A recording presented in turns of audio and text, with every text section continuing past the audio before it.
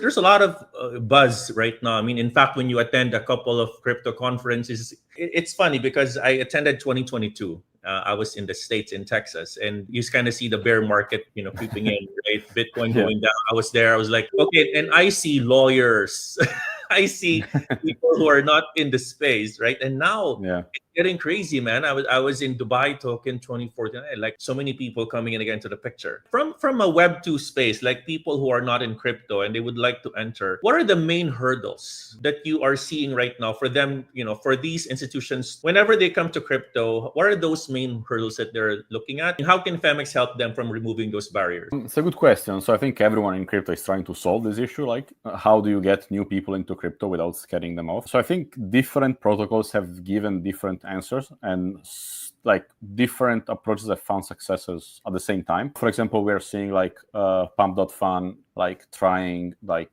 kind of like a hyper gambling approach to cryptocurrency, right? So you have meme tokens that are like circling very quickly one from another, right? Like the rotations from one token to another have never been faster. If you look at how quickly Yes. tokens are generated on Solana, right? Nevertheless, this market is certainly scary for some adopters, right? Like someone might be a bit older, like maybe are above the age of 35.